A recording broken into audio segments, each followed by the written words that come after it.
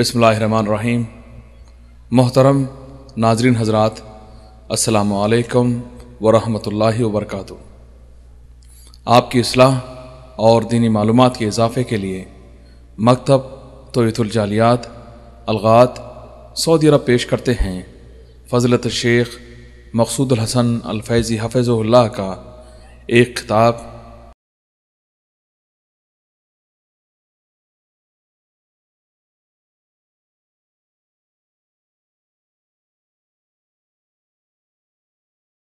अऊज़ु बिल्लाहि मिनश शैतानिर रजीम। मैं अल्लाह की पनाह में आता हूँ शैतान मरदूद से। वत्लु मा ऊहिय इलैक मिन किताबि रब्बिक ला मुबद्दिल लिकलिमातिही वलन तजिद मिन दूनिही मुल्तहदा वस्बिर नफ्सक मअल्लज़ीन यदऊन रब्बहुम बिलगदाति वल्अशिय्यि युरीदून वजहह वला तअद ऐनाक अन्हुम तुरीदु ज़ीनतल हयातिद दुनिया वला तुतिअ मन अग़फ़लना क़ल्बहु अन ज़िक्रिना वत्तबअ हवाहु वकान अम्रुहु फ़ुरुता। तेरी जानिब जो तेरे रब की किताब वही की गई है उसे पढ़ता रह, उसकी बातों को कोई बदलने वाला नहीं, तू उसके सिवा हरगिज हरगिज कोई पनाह की जगह न पाएगा। और अपने आप को उन लोगों के साथ रखा कर जो अपने परवरदिगार को सुबह शाम पुकारते हैं, उसकी रजामंदी और खुशनुदी चाहते हैं। खबरदार तेरी निगाहें उनसे न हटने पाएं कि दुनियावी जिंदगी के ठाठ के इरादे में लग जा। देख उसका कहना न मानना जिसके दिल को हमने अपने जिक्र से गाफिल कर दिया है और जो अपनी ख्वाहिश के पीछे पड़ा हुआ है और जिसका काम हद से गुजर चुका है।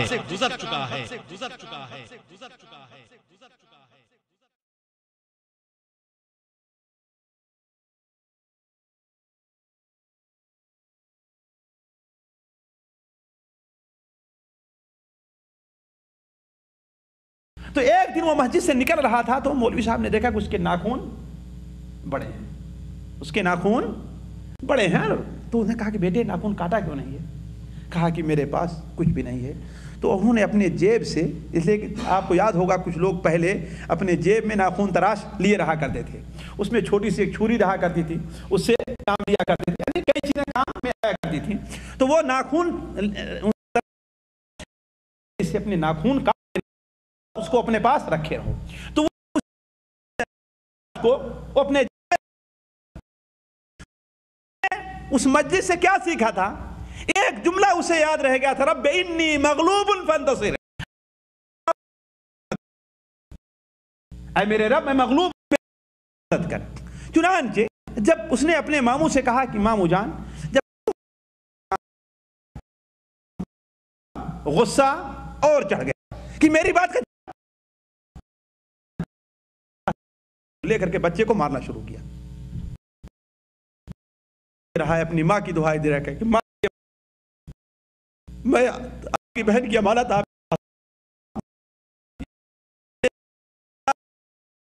कि उसे छोड़ दे करके गिर गया, मर गया, बच्चा मर गया है।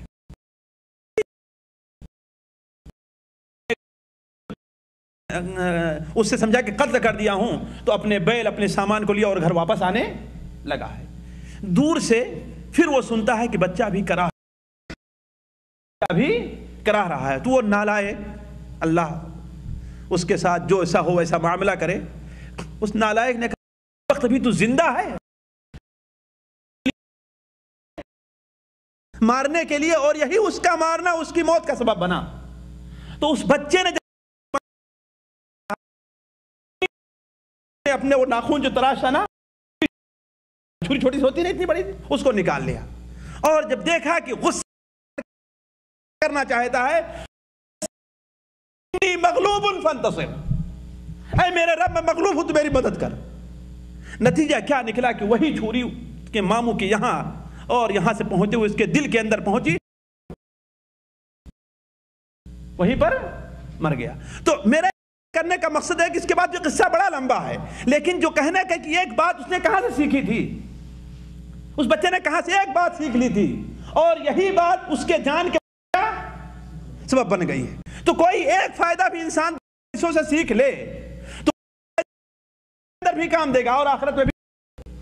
کام دے گا۔ تو دینی مجلس جو ہوتی ہے لوگوں کے فائدے سے خالی نہیں ہوتی، یا کم سے کم اس مجلس کے اندر جو برکتیں نازل ہوتی ہیں، جیسا کہ ہم نے حدیث آپ کے سامنے بیان کی بخاری اور مسلم کی، اس سے تو انسان خالی نہیں ہوگا۔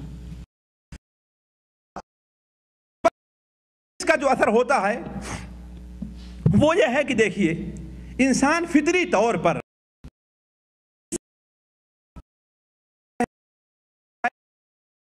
انہی کے اخلاق اور عادات کو قبول کر ہے کہ نہیں؟ نیک لوگوں کے ساتھ بیٹھے گا تو نیک لوگوں جیسی عادت۔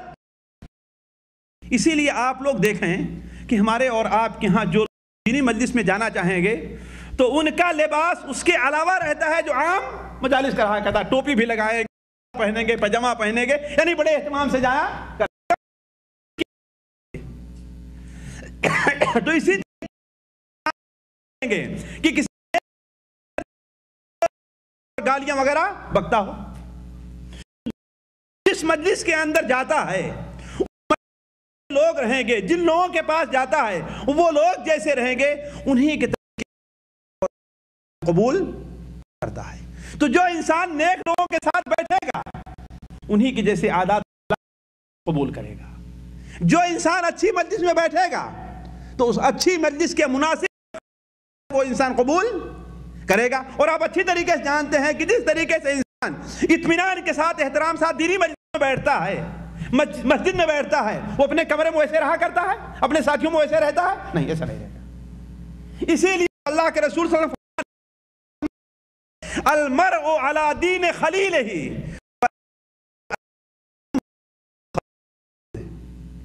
انسان کا مذہب جو ہوتا ہے کا مذہب ہوا کرتا ہے۔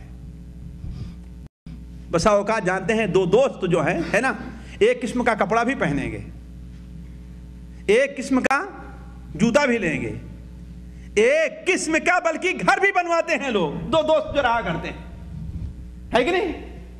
تو المرء علی دین خلیلہ، آدمی اپنے دوست کے مذہب پر ہوا کرتا، دین پر ہوا کرتا ہے۔ فَلْيَنْظُرْ أَحَدُكُمْ مَنْ يُخَالِلْ، اس لیے چاہیے کوئی انسان دیکھے کہ وہ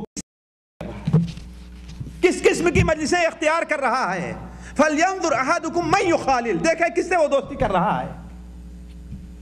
تیسرا فائدہ یہ ہوتا ہے کہ نیک لوگ، اور یہ بہت بڑا فائدہ ہے اگرچہ ہم اس سے غافل ہیں، ذرا سوچیں گے، بہت عظیم فائدہ ہے کہ نیک لوگوں کی صحبت اختیار کرنے والا انسان ان کی دعاؤں سے محروم نہیں رہا کرتا۔ ان کی دعا زندہ ہے پھر بھی ان کی دعا اس کے ساتھ ہے، اگر انسان مر جاتا ہے پھر بھی اس کی دعا اس کے ساتھ رہا کرتی ہے۔ اگر حقیقت میں وہ نیک آدمی ہے تو اپنے ساتھیوں کے لیے، اپنے دوستوں کے لیے، اپنے ساتھ اٹھنے بیٹھنے والوں کے لیے وہ دعائیں کرتا ہے، ان کے سامنے بھی دعائیں کرتا ہے اور الگ ہوتا ہے۔ اور ظاہر بات، جو انسان جتنا نیک ہوگا اس کی دعا کی اتنی زیادہ اہمیت اللہ تعالیٰ کے نزدیک ہوگی، اس لیے کہ جو انسان اللہ کو جتنا زیادہ پیارا ہوگا، جتنا پیارا ہوگا، اللہ تعالیٰ اس کی دعا بھی اتنے ہی حساب سے قبول فرمائے گا۔ اور اللہ کے رسول صلی اللہ علیہ وسلم کا یہ تو فرمان ہے صحیح مسلم شریف میں کہ دعوت المسلم مستجابۃ لاخیہ بظہر الغیب، ایک مسلمان اگر کسی مسلمان کے پیٹھ پیچھے اس کے لیے دعا کرتا ہے تو اللہ تعالیٰ اس کی دعا قبول کر لیتا ہے، اس کی دعا قبول کرتا، اس کی دعا کو واپس نہیں کرتا۔ اور یہی نہیں بلکہ اس کے سر پر ایک فرشتہ آ کر کھڑا ہوتا ہے اور کہتا ہے جو دعا تم اپنے بھائی کے لیے کہہ رہے ہو اس کے اوپر میں آمین کہہ رہا ہوں، اور جو کچھ تم نے اس کے لیے دعا کی ہے یہ تمہیں بھی حاصل ہونے والا ہے، یہ چیز تمہیں بھی حاصل ہونے والی ہے۔ تو نیک لوگوں کے ساتھ بیٹھنے والے کبھی بھی ان کی دعاؤں سے محروم نہیں رہا کرتے۔ اسی لیے عبید اللہ ابن حسن ایک بزرگ ہیں، انہوں نے ایک بار اپنے ساتھیوں کو وصیت کی کہ دیکھو تم لوگ زیادہ دوست بناؤ، تم لوگ زیادہ دوست بناؤ، لیکن تمہارے دوست کیا ہوں؟ نیک اور صالح ہوں۔ کیوں؟ اس لیے کہ تمہاری زندگی کا کوئی بھروسہ نہیں ہے، اگر تمہاری موت آ گئی تو وہ تمہارے لیے دعائیں کیا کریں گے۔ میں تاریخ بغداد کے اندر ایک واقعہ پڑھ رہا تھا کہ ایک مشہور قاری ہیں طیب بن اسماعیل. طیب بن اسماعیل ان کی کنیت ابو حمدون ہے. ان کی کنیت ابو حمدون ہے. ان کے بارے میں آتا ہے کہ ان کے پاس ایک کاپی تھی. ایک کاپی تھی جس کے اندر 300 ان کے دوستوں اور ساتھیوں کے نام لکھے ہوئے تھے. ذرا دیکھیں اللہ کے جو نیک بندے ہوتے ہیں ان سے دوستی کرنے والا انسان کبھی بھی گھاس خسارے اور گھاٹے میں نہیں رہتا ہے. ان کی کاپی کے اندر 300 ایک دو نہیں 300 ساتھیوں کے نام تھے. اور رات کو جب سونے جایا کرتے تھے تو سونے سے پہلے چراغ جلایا کرتے تھے اور چراغ جلا کر کے وہ کاپی کھولا کرتے تھے. 300 میں سے ہر ایک کا نام لے لے کر کے ان کے لیے دعائیں کرتے تھے. اس کے بعد جا کر کے وہ سویا کرتے تھے. ایک بار ایسا ہوا کہ تھکان تھی یا کیا ہوا, غفلت میں ہوئے اور دعا نہیں کی اور سو گئے. دعا نہیں کی, سو گئے. تو خواب میں ایک شخص آتا ہے اور ان سے کہتا ہے, اے ابو حمدون, آج آپ نے اپنا چراغ نہیں جلایا. آج آپ نے اپنا چراغ نہیں جلایا. کیا مطلب ہے؟ یعنی اپنے ساتھیوں کے لیے آپ نے دعا نہیں کی. فوراً بیدار ہوئے, چراغ جلایا, اپنی کاپی کھولی اور ایک ایک کا نام کے لیے دعائیں کی اور پھر سو گئے. تو نیک لوگوں کا ساتھ اختیار کرنے کا فائدہ یہ ہے کہ انسان ایک مومن, نیک اور صالح مومن کی دعاؤں سے محروم نہیں رہتا ہے. اسی طریقے سے ساتھیوں, اس فائدے کے اوپر بھی آپ غور کریں کہ نیک لوگوں کی جو دوستی ہوا کرتی ہے وہ دوستی صرف دنیا تک محدود نہیں ہے. دنیاوی دوستی جتنی ہے ساری اسی دنیا میں رہ جائے گی, آگے نہیں جائے گی. لیکن نیک لوگوں کی دوستی جو ہے وہ اسی دنیا تک محدود نہیں ہے بلکہ آخرت میں بھی کام آنے والی ہے. آپ پوچھیں گے اس کی دلیل کیا ہے؟ اس کی دلیل قرآن مجید کے اندر موجود ہے. سورہ زخرف کے اندر. سورہ زخرف کس پارے میں ہے؟ سورہ زخرف کس پارے میں ہے؟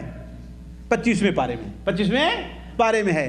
اللہ تبارک و تعالی ارشاد فرماتا ہے, الاخلاء یومئذ بعضهم لبعض عدو الا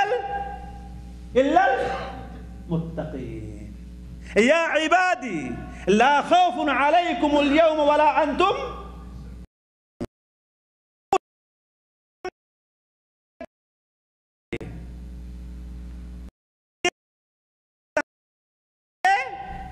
دشمن ایک دوسرے کو لعنت بھیجیں گے, ایک دوسرے کو برا بھلا کہیں گے. صرف پرہیزگار لوگ جو ہیں وہ کسی کے دشمن نہیں بلکہ ایک دوسرے کے. میں علامہ سلسلہ احادیث صحیحہ مجلد 5 پڑھ رہا ہے, اپیل کیا ہے اور میں اس حدیث کو اسی وقت نوٹ کر لیا. رسول صلی اللہ علیہ وسلم نے ارشاد فرمایا کہ جس وقت مسلمان جہنم کی آگ سے نجات پا جائیں گے, جس وقت مسلمان جہنم کی آگ سے نجات پا جائیں گے, وہ کب؟ جبکہ پل صراط پر ہو جائے گا. تو جب تک کوئی آدمی پل صراط پر سے گزرتا نہیں ہے اسے جہنم سے نجات پانے کا کوئی ٹھکانہ نہیں ہے. لیکن جہاں پل صراط پر سے گزر جائیں گے تو اس کا مطلب ہے کہ اب جو ہے دنیا اب دوبارہ جہنم کے اندر نہیں جائیں گے. تو پل صراط پر سے گزر کر کے جب جنت میں داخل ہو جائیں گے تو اللہ کے رسول صلی اللہ علیہ وسلم نے ارشاد فرمایا کہ وہ مومن لوگ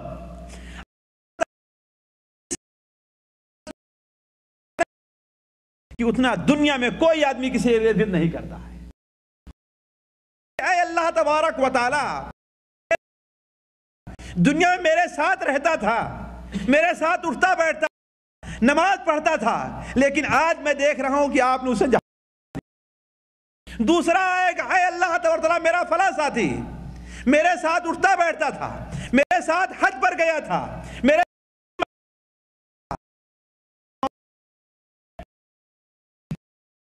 تبارک و تعالی ان سے کہے گا کہ جاؤ, لوگ جہنم میں گیا ہے اور پہچان رہے ہو اسے جہنم سے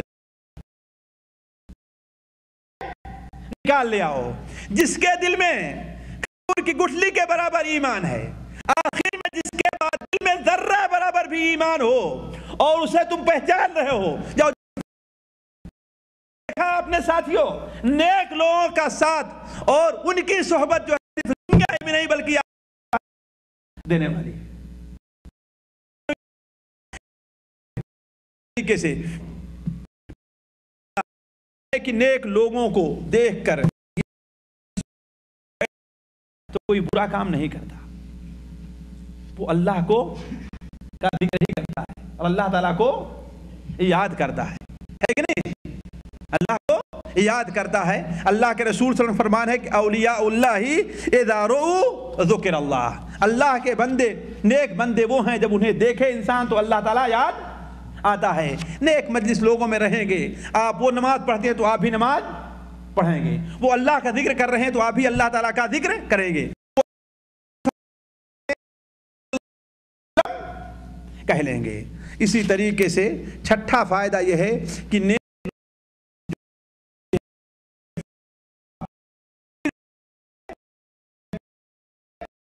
ہوا رہا کرتا ہے نا۔ اور ظاہر بات ابھی آپ کے سامنے وہ حدیث ہم نے رکھی کہ جہاں لوگ بیٹھ کر کے ذکر کرتے ہیں تو اللہ تعالیٰ کے فرشتے وہاں پر حاضر ہو جایا کرتے ہیں۔ ایک دوسری حدیث جو مسلم شریف کے اندر ہے، حضرت ابو ہریرہ سے مروی ہے کہ اللہ کے رسول صلی اللہ علیہ وسلم نے ارشاد فرمایا مجتمع قوم فی بیت من بیوت اللہ، کسی بھی مجلس کے اندر، گھر کے اندر، اللہ تعالیٰ گھر میں جب اللہ تعالیٰ کے بندے اکٹھا ہوتے ہیں تو کیا ہوتا ہے؟ کرنے کے لیے، اس کا علم سیکھنے کے لیے، تو اللہ تعالیٰ کے فرشتے وہاں پر حاضر ہوتے ہیں اور ان کا احاطہ کر لیا کرتے ہیں۔ اب آگے چل کر کے تھوڑا سا یہ دیکھیں کہ برے لوگوں کی صحبت کا اثر ہمارے اوپر کیا ہے اور اس سے ہمیں کیا نقصان پہنچتا ہے۔ دیکھیے سب سے بڑا نقصان تو یہ ہے کہ بہت سے لوگوں کے بارے میں میرا اپنا ذاتی تجربہ بھی ہے اور آپ کا بھی تجربہ ہوگا کہ ان کی گمراہی کا، ان کے بھٹکنے کا، ان کے بددین ہونے کا سبب ان کے ساتھی بنتے ہیں، ان کے گھر والے بنتے ہیں، ان کی بیوی بنتی ہے، ان کے دوست بنتے ہیں۔ بہت سے لوگ ایک دو نہیں بلکہ ایسے بہت سے لوگوں کو آپ پائیں گے، اگر غور کریں تو بہت سے لوگ آج جو اس مجلس میں نہیں آتے اس کا سبب کیا ہے؟ ان کے ساتھی اور دوست ہیں، ہے کہ نہیں؟ تو بہت سے لوگوں کی گمراہی کا جو سبب بنتے ہیں کیا؟ اس کے ساتھی اور دوست ہیں۔ اس کی سب سے واضح مثال حضرت ابو طالب کا واقعہ ہے۔ ابو طالب کون تھے؟ آپ سنو، چچا تھے نا؟ حضرت مسیب بیان فرماتے ہیں، بخاری شریف کے اندر روایت ہے کہ جب ان کی وفات کا وقت آیا، اللہ کے رسول صلی اللہ علیہ وسلم ان کے پاس آئے، وہاں پر ابو جہل بیٹھا ہوا تھا اور عبداللہ ہوئے تھے۔ آپ ان کے پاس آئے اور کھڑے ہوئے اور آپ نے لا الہ الا اللہ کی گواہی دے لیجئے تاکہ میں اپنے کان سے سن لوں کہ آپ لا الہ کہہ رہے ہیں، تو میں اللہ تعالیٰ سے اس بارے میں آپ کے لیے جھگڑ لوں گا، اللہ تعالیٰ سے ضد کر لوں گا۔ لیکن ابو جہل نے کیا کہا؟ کیا آپ عبد المطلب کے دین کو چھوڑ دیں گے؟ دیکھا برے ساتھی کیا؟ ابو طالب سے آپ نے کیا لا الہ الا اللہ کہہ لیجئے، لیکن اس کے برے ساتھی کیا کہہ رہے ہیں کہ آپ عبد المطلب کے دین کو چھوڑ دیں گے؟ آپ نے 2 بار کہا، 3 بار کہا، 4 بار کہا، یہاں تک کہ اس کے ساتھ کرتے رہے اور آخر میں وہ یہ کہہ دیے کہ میں عبد المطلب کی ملت پر مر رہا ہوں۔ اس سے بھی واضح مثال آپ سورہ الفرقان اٹھا کر کے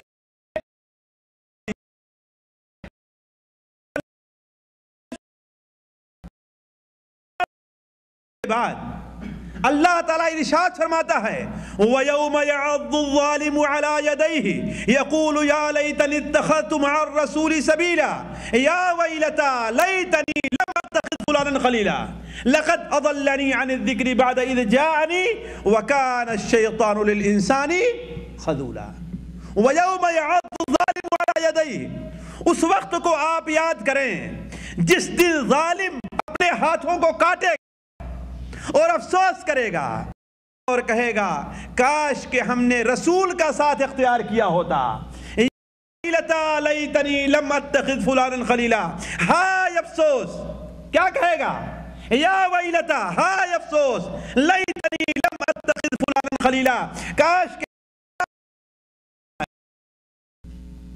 وہ کیا قصہ ہے یہ کون سا شخص ہے جس کے بارے میں آیت نازل ہوئی ہے؟ تفسیر کی کتابوں سے پتہ چلتا ہے کہ عقبہ ابن ابی معیط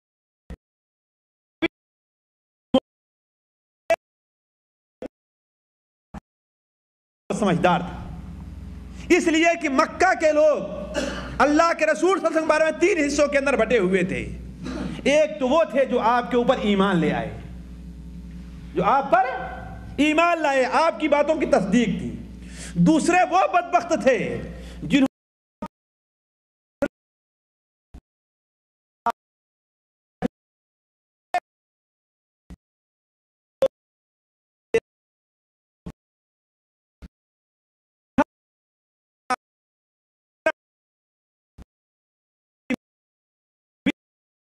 معیط بھی تھا، عقبہ ابن ابی معیط بھی تھا۔ ایک بار ایسا ہوا کہ آپ نے اس کے سامنے اسلام پیش کیا تو اس نے کہا ٹھیک ہے میں اس پر غور کروں گا۔ بعض روایات میں آتا ہے کہ اس نے آپ کو دعوت دی معیط نے، تو آپ نے کہا میں تمہاری دعوت اس وقت تک قبول کرنے والا نہیں ہوں جب تک کہ تم لا الہ الا اللہ محمد الرسول اللہ کا اقرار نہ کر لو گے۔ اس نے کہا ٹھیک ہے آپ میری دعوت قبول کر لیجیے، میں اس کے اوپر غور کروں گا، میں اس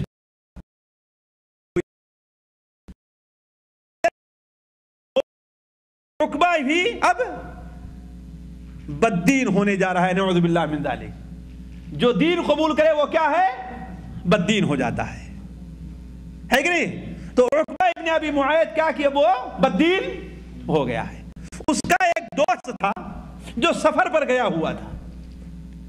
دیکھیے یہ ہے کہ ہاں کہ کاش کہ ہم نے فلاں شخص کو اپنا دوست نہ بنایا ہوتا۔ وہ فلاں شخص کون ہے؟ کہ وہ شخص سفر پہ گیا ہوا تھا، رات کو جب واپس آتا ہے تو اپنی بیوی سے پوچھا کہ ہاں بھائی فلاں کا کیا حال ہے، فلاں کا کیا حال ہے، فلاں کا کیا حال ہے، اور کہا کہ محمد اللہ علیہ وسلم کہ دین کا کیا معاملہ ہے؟ اس نے کہا کہ وہی برا حال ہے۔ اچھا کہا پھر میرا دوست، آدمی پوچھتا ہے نا اپنے بچوں سے کہ میرے فلاں ساتھی، میرے فلاں ان کا کیا حال ہے نا، تو کہا میرے دوست کا کیا حال ہے؟ کہا آپ کے دوست کے بارے میں تو لوگ کہتے ہیں کہ وہ بددین ہو گیا ہے۔ وہ کیا ہے؟ بددین ہو گیا ہے۔ صبح کو عقبہ نے جب سنا کہ میرا دوست سفر سے آیا ہے تو اس سے ملاقات کرنے کے لیے آئے۔ اب جب اس سے ملاقات کرنے کے لیے آتا ہے تو عقبہ کی طرف رخ اٹھا، منہ اٹھا کر کے دیکھتا بھی نہیں ہے، وہ اس طرف چہرہ بھی نہیں کر رہا ہے، اس کے سلام کا جواب بھی نہیں دے رہا ہے۔ عقبہ نے کہا کہ یہ کیا بات ہے بھائی، ہم سے کون سی غلطی ہوئی؟ کہا کہ نہیں چلو تم بددین ہو گئے ہو۔ تو کہا کہ اچھا مکہ کے لوگوں نے اپنی چال چلی ہے۔ کہا کون کہتا ہے میں بددین ہوا؟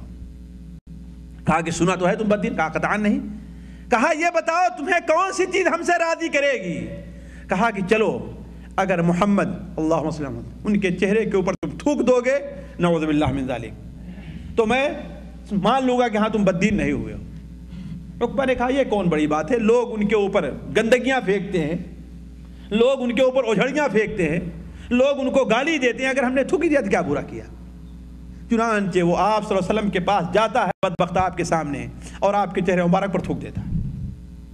آپ صلی اللہ علیہ وسلم نے کچھ نہیں کہا، حالانکہ اس بدبختوں کو کیا معلوم تھا کہ یہ تو وہ چہرہ ہے جسے چھونے کے لیے فرشتے بھی ترستے ہیں۔ وہ کیا جانے کہ اس چہرے کی کیا قدر ہے، اس چہرے کی قدر وہ بدبخت کیا جانے۔ چنانچہ آپ صلی اللہ علیہ وسلم نے اپنے دستے مبارک سے تھوک کو صاف کیا اور کہا کہ اے عقبہ اگر مکے کے پہاڑوں سے باہر تجھے میں پا گیا تجھے قتل کر دوں گا، تجھے میں قتل کر دوں گا۔ یہ بات آئی اور گزر گئی۔ کس کو معلوم تھا کہ محمد اللہ اتنی طاقت ہونے والی ہے کہ ہاں عقبہ کو جو مکے کا سردار مانے اسے قتل کریں گے۔ چنانچہ سال گزر گئے، 2 سال گزر گئے، سالوں گزر گئے۔ آپ سب ہجرت کر کے کہاں چلے آئے؟ مدینہ منورہ آ گئے۔ مدینہ منورہ آنے کے بعد بھی آپ کو ان لوگوں نے چین سے رہنے نہیں دیا، یہاں تک کہ غزوہ بدر کا معرکہ پیش آیا۔ غزوہ بدر میں جب آنے کے لیے عقبہ ابن معیط سے لوگوں نے میں تو نہیں جاؤں گا، اس لیے کہ محمد اللہم صلی اللہ علیہ وسلم انہوں نے ہمیں دھمکی دی ہے کہ مکے کی گلیوں سے باہر جہاں مجھے پائیں گے مجھے قتل کر دیں گے. لوگوں نے کہا کہ دیکھو تمہارے لیے یہ سب سے تیز جو سرخ اونٹ ہے وہ تمہارے لیے ہم لوگ مہیا کر. جیت ہوئی کوئی بات ہی نہیں ہے, اگر ہار ہوئی تو تم اس کے اوپر سوار ہو کر کے بھاگ آنا. چنانچہ اس کی بیوی نے کہا کہاں جا رہے ہو تم؟ تمہارے یثربی بھائی نے کہا نہیں ہے, تمہیں دھمکی نہیں دی ہے, تم اپنی جان کو لے کر کہاں جا رہے ہو جان گنوانے کے لیے؟ کر رہے ہیں اس لیے جانا پڑا. چنانچہ بدر کا معرکہ پیش آیا, قتل کیے گئے اور 70 قید کیے, گرفتار ہوئے, اور ان قید ہونے والوں میں ابھی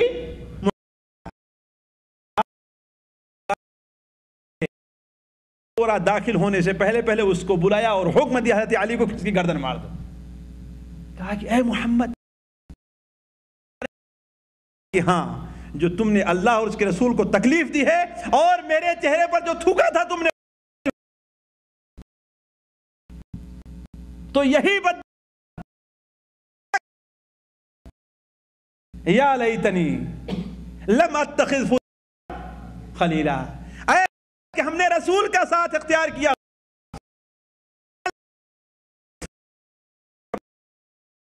نہ مانا ہوتا. تو ساتھیوں, برے ساتھی جو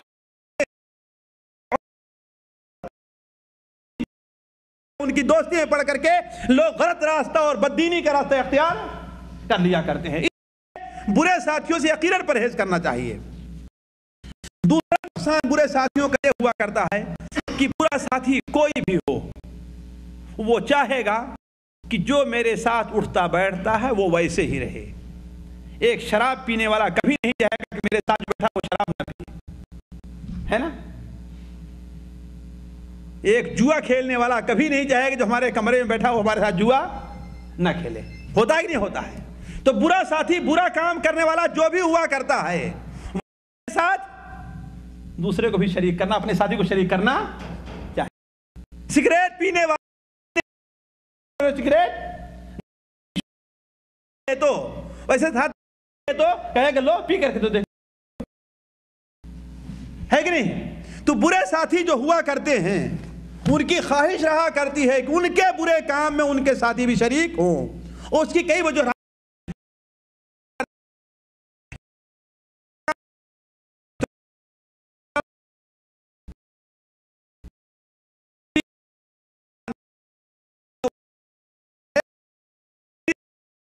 النساء کلہن, زانیہ عورت چاہتی ہے کہ ساری دنیا کی عورتیں زانی بن جائیں, زانیہ بن جائیں, تاکہ اس کے اوپر.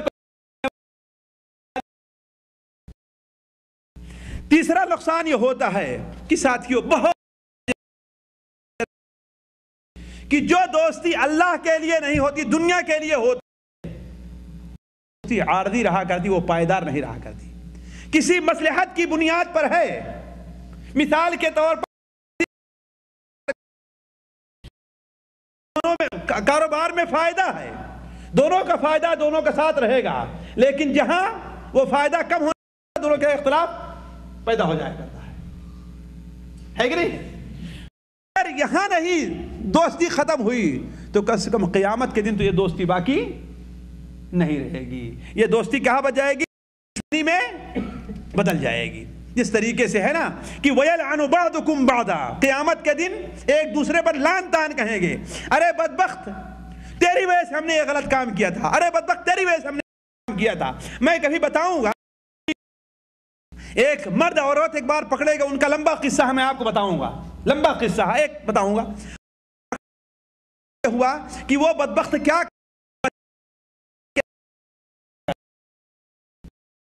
بیوی تھے, وہ پکڑے گئے, دونوں کو سولی کا حکم ہوا. ایک لمبا قصہ ہے, بڑا عبرتناک ہے, اسے کسی دوسرے موقع پر میں تفصیل سے رکھوں گا, ابھی صرف اشارہ کرتا ہوں. تو دونوں کو جب سولی کا حکم ہوا تو ظاہر بات موت سے پہلے, سولی دینے سے پہلے پوچھتے ہیں تمہاری کچھ خواہش ہے, کسی سے ملاقات کرنا چاہتے ہو, کسی سے دیکھنا چاہتے ہو؟ تو کہا کہ ہاں. شوہر نے کہا کہ ہاں میری خواہش ہے. کہا وہ خواہش کیا ہے؟ کہا کہ میں اپنی بیوی کی زبان کا بوسہ لینا چاہتا ہوں. میں اپنی بیوی کی زبان کا بوسہ لینا چاہتا ہوں. تمام بالکل مجمع ہے, پورے شہر کے لوگ اکٹھا ہے کہ فلاں فلاں کو بھی سوری دی جا رہی ہے سب کے سامنے. ظاہر بات یہ ہے کہ بے ادبی سی بات ہے کہ اپنی بیوی کو کوئی انسان لوگوں کے سامنے, اس کی یہ خواہش ہے اس لیے کہ وہ سولی پر لٹک جائے گا. تو پولیس نے جا دیکھ جاؤ کر, تو اس کی بیوی نے اپنی زبان نکالی تو زبان کو دانت سے پکڑ لیا اس نے اور کاٹ رہا ہے. بیوی چیخ رہی ہے, چلا رہی ہے, ہاتھوں سے مار رہی ہے, لیکن وہ خوب زور سے اپنے دانتوں سے دبایا ہوا ہے, یہاں تک کہ اس کی زبان کو کاٹ کر کے پھینک دیا. اس کی زبان کو کاٹ کر کے پھینک دیا. پوچھا لوگوں نے کیوں؟ کہا کہ یہی مجھے بار بار ابھارتی رہتی چوری کرنے پر, مجھے بچوں کے جو ہے اس کو ختم کرنے, بچوں کو جو ہے زبردستی لے آنے پر, یہ مجھے ابھارتی رہی ہے غلط کام کے اوپر اسی زبان سے. اس لیے ہم نے سوچا کہ موت سے پہلے اس کی زبان کو کاٹ کر کے پھینک دوں. تو برے ساتھی جو رہا کرتے ہیں ساتھیوں, ان کی دوستی جو رہتی عارضی رہا کرتی, اگر اس دنیا میں باقی رہ گئی تو آخرت میں کم سے کم ان کی دوستی باقی نہیں رہے گی. جیسا کہ اللہ تعالیٰ ارشاد فرماتا ہے ثم یوم القیامت ینعن بعضکم یکفر بعضکم بعضا وینعن بعضکم بعضا, پھر قیامت کے دن تم میں کا بعض کا انکار کرے گا اور بعض کے اوپر لعن طعن بھیجے گا. اسی طریقے سے چوتھا نقصان یہ ہوا کرتا ہے کہ اہل شرک, اہل شر عمومی طور پر جو ہے محرمات سے خالی نہیں رہا کرتی. عمومی طور پر برے لوگ جو ہوں گے ان کی مجلس برائی سے خالی نہیں رہا کرتی. کچھ نہیں تو غیبت ہوگی, گالی گلوچ ہوگا, چگلی ہوگی, بدماشی ہوگی, شراب پینا ہوگا, سگریٹ پینا ہوگا, جھوٹ بولنا ہوگا, دھوکہ دینا ہوگا, یہی ساری ان کی مجلسیں رہا کرتی ہے کہ نہیں. اور ایسی مجلس میں جانے سے ہمیں اور آپ کو منع کیا گیا ہے.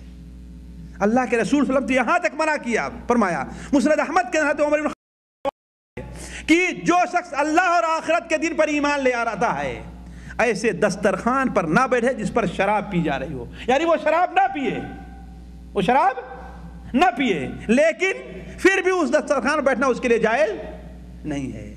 اور اگر وہ مجلس شرک اور کفر کی ہے جس میں شرک کا علانیہ اور کفر کا علانیہ ارتکاب ہو رہا ہے تو ساتھیوں اس میں بیٹھنا, اس پر راضی ہونا کفر ہے.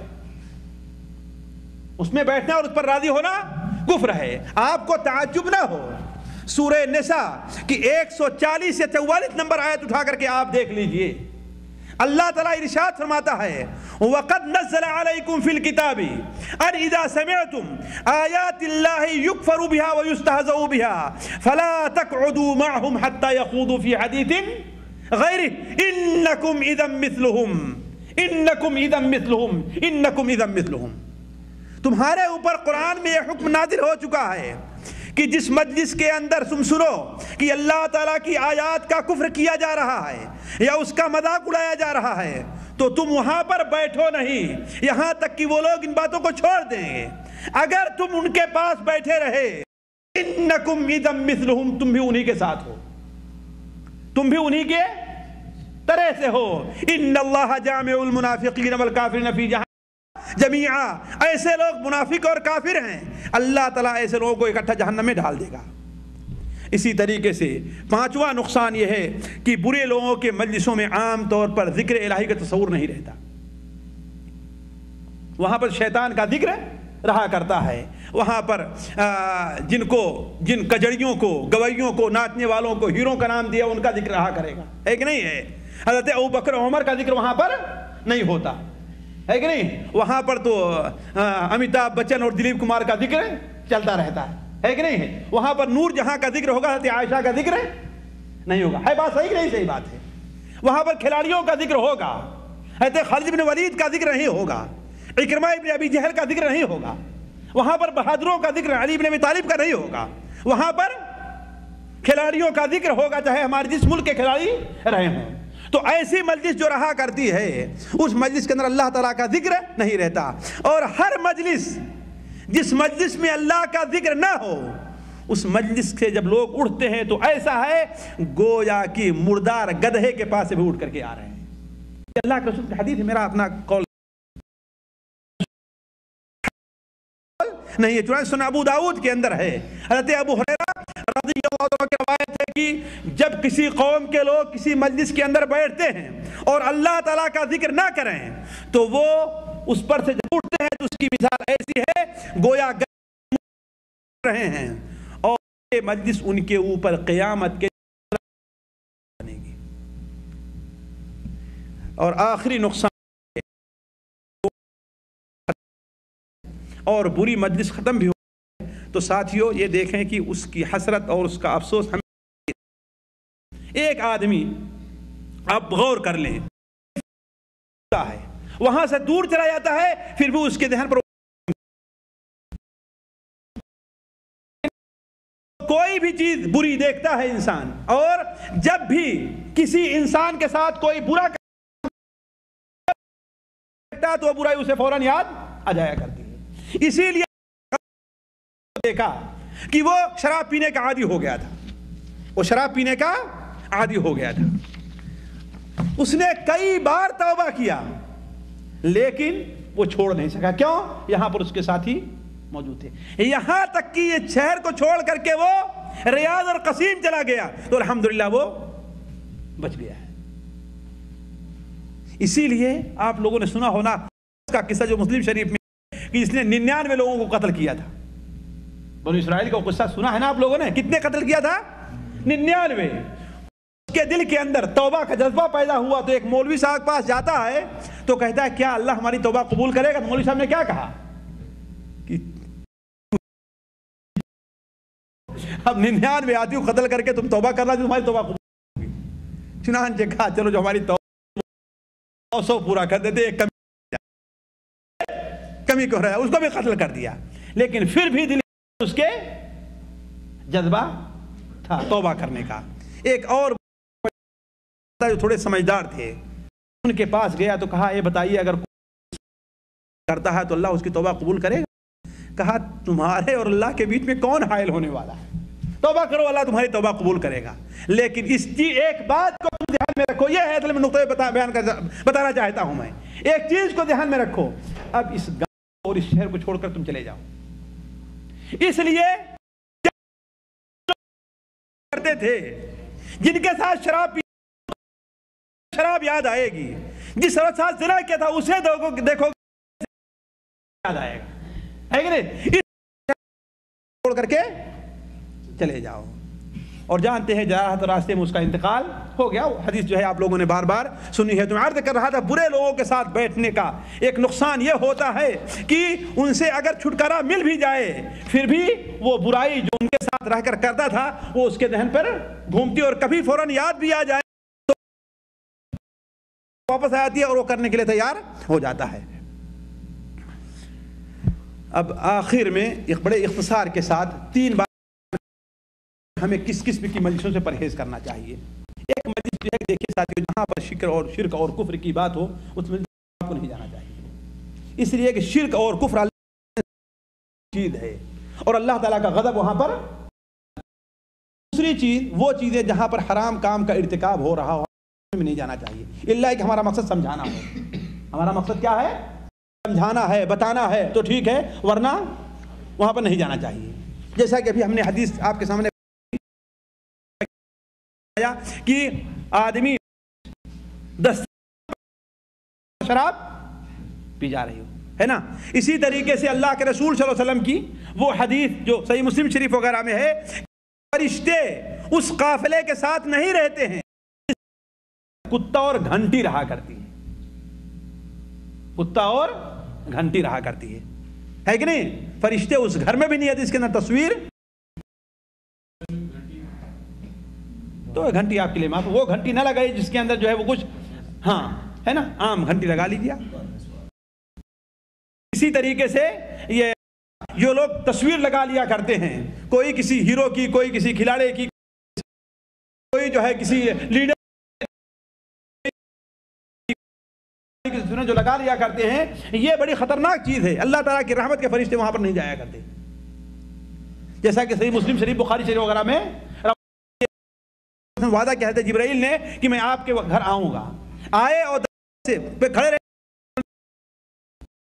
کیوں؟ کہا اس لیے کہ آپ کے گھر میں ایک پردہ لٹکا ہوا جس کے اوپر تصویر بنی ہوئی ہے. آپ پردے کو حکم لیے کاٹ دیا جائے، اس کے سر کو ہے نا پردے کو پھاڑ دیا جائے اور تصویر کے سر کو کاٹ کر کے درختی طریقے سے ہو جائے گا، اس کا تکیہ بنا لیا جائے، اور کتا جو گھر میں گھس گیا اسے نکال دیا جائے، تو ہر ایسی جگہ جہاں پر کسی گناہ کا ارتکاب ہو رہا ہو اس مجلس میں ہمیں اور آپ کو جانا نہیں چاہیے، اس سے پرہیز کرنا چاہیے۔ تیسری بات یہ ہے کہ ہر وہ مجلس جس کے اندر بدعات کا ارتکاب ہو رہا ہو وہاں پر بھی ہمیں اور آپ کو جانا نہیں چاہیے۔ اب یہ تفصیل سے میں آپ کے سامنے نہیں رکھ، البتہ صرف حدیث سن لیجئے، سنن ابو داؤد وغیرہ میں ہے کہ اللہ کے رسول نے ارشاد کیا کہ دیکھو اہل قدر یعنی جو تقدیر کا انکار مباحثہ کرو، اور سب سے پہلی بدعت جو اسلام میں پیدا ہوئی وہ کیا ہے؟ تقدیر کا۔ تو بدعتی لوگ جہاں بدعت کا انکار کر رہے ہوں، جس طریقے سے ہمارے ہاں ہزاروں سینکڑوں ہزاروں بلکہ لاکھوں بدعتیں پھیل گئی ہیں، تو جس جگہ انکار ہو رہا ہو، ہمارے ہاں لوگ کچھ روا روی کے اندر جو ہے اور دوستی میں یہ کام کر جایا کرتے۔ مثال کے طور پر کوئی آدمی اپنی سالگرہ کر رہا ہے، اپنا میرج ڈے منا رہا ہے، اپنے بچے کی سالگرہ کر رہا ہے، کچھ لوگ کہتے ہیں کہ بھائی میں اس کو مانتا نہیں، لیکن چونکہ دوست کا معاملہ ہے ساتھ میں جایا کرتے ہیں، ہے نا۔ کچھ لوگ عید میلاد النبی منا رہے ہیں، ظاہر بات ساری چیزیں بدعت ہیں، یہ ساری چیزیں بدعت ہیں، اگرچہ ہمارے ہاں بہت سے لوگ کیا کرتے ہیں۔ تو کیا ہے، جی نہیں کہتا، مانتے نہیں اس کو، لیکن چونکہ ساتھ کا معاملہ ہے کہ نہیں، دوست کا معاملہ ہے، اس لیے چلے جایا کرتے، نہیں قطعاً نہیں جانا چاہیے، ہے کہ نہیں۔ تو وہ مجلس جہاں پر بدعت کا ارتکاب ہو رہا ہو وہاں یہ تین مجلسیں جن سے پرہیز کرنا چاہیے۔ پہلی مجلس کیا ہے؟ شرک اور کفر کی مجلس۔ دوسری مجلس گناہ کا ارتکاب ہو رہا ہو، چاہے چھوٹا گناہ ہو یا بڑا گناہ ہو، جو شخص اللہ اسے چاہیے دسترخوان پر نہ بیٹھے جہاں پر شراب پی جا رہی ہو، ہے نا۔ اور تیسری مجلس کون ہے؟ جہاں پر بدعات کا ارتکاب جا رہا ہو۔ دوستی کے ناطے، ساتھیوں کے ناطے سوچنا یہ چاہیے کہ اللہ اور اس کے رسول کا حکم ہمارے لیے زیادہ اہم ہے، یہ دوستی ہمارے لیے اتنی اہم نہیں ہے۔ یہ اختصار کے ساتھ وہ اور آپ کو کسی کو دوست بنانا ہے، کسی مجلس کے نہ شریک ہونا ہے، تو کس قسم کی مجلسوں سے، کس قسم کے ساتھیوں کو ہمیں کا انتخاب کرنا چاہیے اور کیسے لوگوں سے ہمیں اور دور رہنا چاہیے، اور یہ کہ نیک لوگوں کی مجلس میں حاضری کا کیا فائدہ ہے اور برے لوگوں کی مجلس کے اندر حاضری کے کیا نقصان ہے۔ اللہ تعالیٰ ہمیں اور آپ کو ان باتوں پر عمل کرنے کی توفیق عطا فرمائے۔ آپ کا یہاں پر بیٹھنا، جمع ہونا قبول کرے، ہماری اس مجلس کو نیکوں کی مجلس بنائے، ہماری اس مجلس میں جتنے لوگ حاضر ہیں اللہ تعالیٰ ان کے اوپر اپنی تعالیٰ ان میں سے تمام لوگوں کی جائز ضروریات کو پوری فرمائے، اللہ تعالیٰ انہیں جنت کے اندر داخلہ دے اور جہنم سے اللہ تعالیٰ انہیں نجات دے۔ سبحانک اللہم و بحمدک اشہد ان لا الہ الا انت۔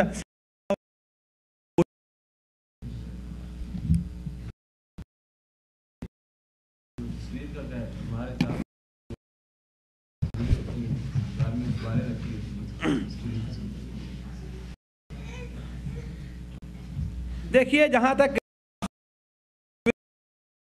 یہ بات صحیح نہیں غلط ہے، اب انسان کو حتی الامکان اس سے کیا ہے پرہیز کرنا چاہیے، اسے چھپا دینا چاہیے، اسے ضائع کر دینا چاہیے، اسے ضائع کر دیا، یا کہ اگر ضروری ہے مجبوری ہے تو اس کو ایک کنارے پر جو ہے یعنی بالکل ظاہر نہ رکھے تصویریں، ایسی دبا دے کہ تصویر جو ہے کھل کر کے سامنے نہ آئے۔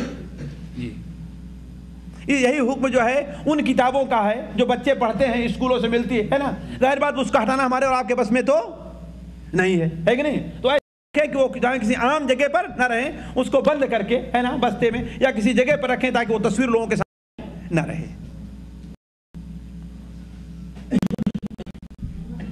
چلیں آپ لوگ تقسیم کریں اپنا۔